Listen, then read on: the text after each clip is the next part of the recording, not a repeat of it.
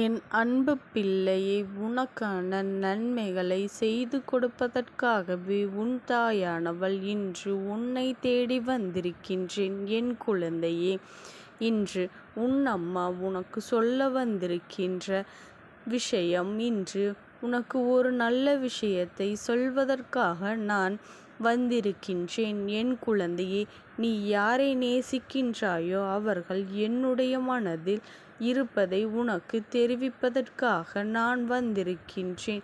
என் குழந்தையின் மனதில் ஏகப்பட்ட குழப்பங்கள் இருந்து கொண்டிருக்கின்றது. வாழ்க்கையில் பிரச்சனைகள் தொடர்ச்சியாக வந்து கொண்டிருக்கும் பொழுது நாம் யாரை நேசிக்கின்றோமோ அவர்களிடத்தில் சரியான பதில் கிடைக்காமல் இருப்பது என் பிள்ளையின் மனதிற்குள் மிகப்பெரிய வேதனையை கொடுத்து கொண்டு இருக்கின்றது. உன் துணையின் மனதில் என்ன இருக்கின்றது என்பதனை நீ புரிந்து கொண்டாயேயானால் நிச்சயமாக உனக்கான தெளிவு இன்று உனக்கு கிடைத்துவிடும். என் குழந்தையே, நீ நல்லபடியாக நாளையும் நீ கடந்து விடுவாய் அல்லவா? உனக்கும் மனதிற்கு சந்தோஷத்தை கொடுத்தால் நீ நிச்சயமாக உனக்கான செயலை எல்லாம் நல்லபடியாக செய்ய தொடங்கி விடுவாய் என்ற நம்பிக்கையில்தான் உன் தாயானவள் இப்பொழுது நான் வந்திருக்கின்றேன். ஒரு மூலையில் ஒரு விஷயத்தை பற்றி மட்டுமே நினைத்து முடங்கி கிடக்கின்ற என்னுடைய குழந்தை, இனிமேல் அப்படி இருக்கக்கூடாது என்பதற்காக அம்மா உன்னிடத்திலேயே இதை தெரிவிக்க வந்திருக்கின்றேன். உன் மனதில் இருக்கின்ற எண்ணங்களை நீ யாரை நேசிக்கின்றாயோ அவரை பற்றி மட்டுமே சுற்றி சுற்றி வந்து கொண்டிருக்கின்றது. உன்னுடைய கவனத்தை எங்கும் முன்னால் திசை திருப்ப முடியவில்லை. ஒரு நிமிடம் உன்னிடத்தில் பேசவில்லை என்றால் கூட உன் மனது அதிகமாக வேதனைப்படுகின்றது அல்லவா? ஆனால் பல நாட்களாக பேசிக்கொண்டிருப்பது உனக்கு மேலும் மேலும் பல வேதனைகளை இப்பொழுது கொடுத்து கொண்டிருக்கின்றது. அதிகாலை எழுந்தவுடனே அதே நினைப்பில் இருந்து கொண்டு இருக்கின்றாய். எப்பொழுது பேசுவார்கள் என்ற எண்ணம் மட்டுமே உனக்குள் இருந்து கொண்டிருக்கின்றதே தவிர வேறு எந்த சிந்தனையும் உன் மனதிற்குள் இல்லை.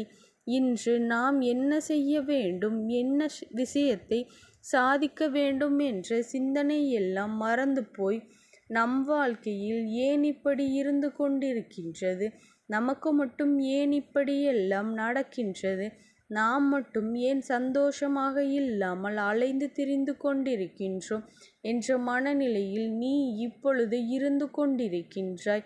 உன் மனநிலையை உன் தாயானவள் நான் அறிந்து வைத்திருக்கின்றேன்.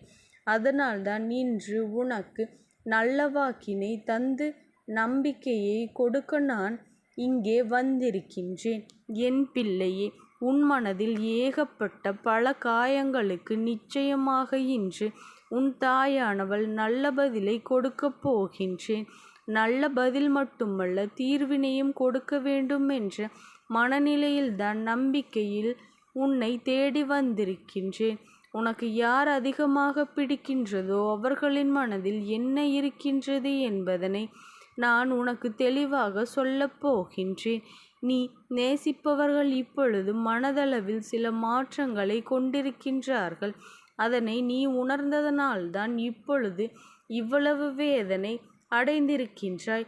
ஆரம்ப கட்டத்தில் நான் இல்லை என்றால் வாழ்க்கையே இல்லை என்று சொன்ன உதடுகள் இப்பொழுது நீ இல்லாமல் போனால் நான் சந்தோஷமாக இருப்பேன் என்று சொல்கின்றது அல்லவா? என்று சொல்கின்ற அளவிற்கு அல்லவா வந்துவிட்டார்கள். நீ ஒன்றை மட்டும் புரிந்து கொள்ள வேண்டும். அவர்கள் மனதில் இருக்கின்ற எண்ணங்கள் என்னவென்று தெரிந்து கொண்டாலே நீ இது போன்று ஒரு பொழுதும் தவறாக சிந்திக்க மாட்டாய். அவர்கள் மாறிவிட்டார்கள் என்று நீ நினைக்கின்ற நேரத்தில் ஒன்றை மட்டும் புரிந்து கொள்ள வேண்டும். சில சந்தர்ப்பங்கள் வாழ்க்கையில் சூழ்நிலையிலும் வாழ்க்கையிலும் ஏற்பட்ட அடிகளும் வேதனைகளும் எப்பேற்பட்ட மனிதனையும் மாற்றிவிடக்கூடியதாகத்தானே எந்த மாற்றங்களுக்கும் நடப்பதில்லை. அதனை ஒரு பொழுதும் உன் தாயானவள் நான் மறுக்கவும் இல்லை. ஆனால் அவர்களின் கஷ்டங்களுக்கும் வேதனைகளுக்கும் அத்தனை அதிகமாக இருக்கும் பொழுது யாராக இருந்தாலும் மாற்றங்கள் வரத்தானே செய்யும். என் குழந்தையே, அந்த மாற்றங்களை எதிர்கொள்ள நாம் தயாராக பழகியிருக்க வேண்டும். இந்த மாற்றங்களை உனக்கு ஏற்றுக்கொள்ள முடியாததாக இருந்தாலும் இந்த மாற்றத்தினால் உனக்கு எந்த பாதிப்பும் இல்லை. உன்னுடைய அன்புக்கும் எந்த பாதிப்பும் அங்கு நடக்கவில்லை என்பதனை நீ புரிந்து கொள்ள வேண்டும். அவர் மனதில் உன் மீது ஆரம்பத்தில் வைத்திருந்த அன்பு அப்படியேதான் இருக்கின்றது. இடையில் ஏற்பட்ட சில கஷ்டமான சூழ்நிலையில்தான் காரணமாக சில மாற்றங்கள் செய்ய வேண்டியதாகிற்று. என் குழந்தையே, ஆரம்பத்தில் நீங்கள் பேசிய பேச்சுக்கள் அதிகமாக இல்லை. அதன் பிறகு பேசுவதற்கு அதிகமாக தொடங்கிவிட்ட பிறகு உங்களுக்குள்ளேயே கருத்து வேறுபாடுகள் அதிகமாக இருந்து கொண்டிருந்தது. என் குழந்தையே, இது போன்ற கருத்து வேறுபாடுகள் ஏற்படும் பொழுது இது நமக்கு உகந்த வாழ்க்கைதானா என்று கூட நீ சிந்திக்கின்றாய்.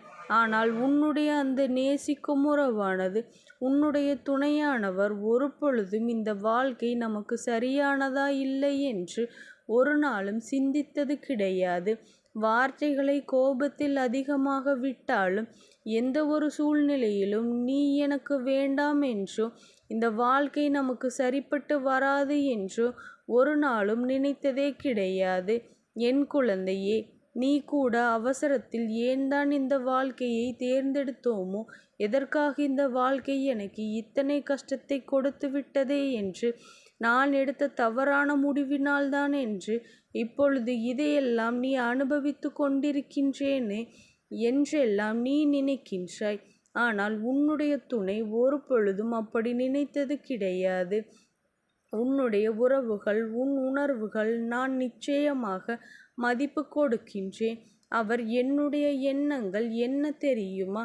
எத்தனையோ கஷ்டப்பட்டு இந்த வாழ்க்கையில் முன்னேற நினைக்கின்றேன். ஆனால் நம்முடைய சூழ்நிலை இப்பொழுது சரியில்லை. இந்த வாழ்க்கையை நாம் இப்பொழுது அமைத்து கொண்டால் நம்முடைய எதிர்காலம் நன்றாக இருக்குமா? நம்மை நம்பி வந்தவர்கள் நாம் சந்தோஷமாக பார்த்து கொள்ள முடியுமா என்ற அச்சத்தில்தான் இப்பொழுது உன்னை விட்டு சிறிது தூரம் விலகி நின்று கொண்டிருக்கின்றார்கள். உன் மீது அதிக அன்பு கொண்டதினால்தான் இந்த பிரிவு ஏற்பட்டு இருக்கின்றது என்பதனை நீ புரிந்து கொள்ள வேண்டும். உன் தாயானவள் சொல்வது, யார் உன் மீது உண்மையான அன்பு வைத்து சந்தர்ப்ப சூழ்நிலையால் உன்னை விட்டு பிரிந்திருக்கின்றார்களோ அவர்களுக்கு மட்டுமே பொருந்தும் என்பதனை நீ தெரிந்து கொள்ள வேண்டும். உன்னை வாழ்க்கையிலிருந்து விரட்டியடிக்க வேண்டும் என்று நினைத்து விலகியிருக்கின்றவர்களுக்கு இது ஒரு நாளும் பொருந்தாது என்பதனை நீ புரிந்து கொள்ள வேண்டும். உனக்கு வாழ்க்கை கொடுப்பேன் என்று அவர்கள் ஒரு வாக்குறுதியை கொடுத்திருக்கின்றார்கள் அல்லவா? அதை காப்பாற்ற முடியாத சூழ்நிலை ஏற்பட்டு விடுமோ? வாழ்க்கை நமக்கு மேலும் மேலும் கஷ்டத்தை கொடுக்கின்றது என்ற பயத்தினால் நீ ஒவ்வொரு நாளும் கடந்து கொண்டு இருக்கின்றாய். என் குழந்தையே, நீ எதற்காகவும் கவலைப்பட்டு கொண்டிருக்காதே. இந்த தாயானவளினுடைய அன்பும் ஆசீர்வாதங்களும் உனக்கு என்றைக்கும் முழுமையாக கிடைத்து கொண்டே இருக்கும். ஓம் சக்தி போற்றி. ஓம் ஆதிபராசக்தி போற்றி போற்றி.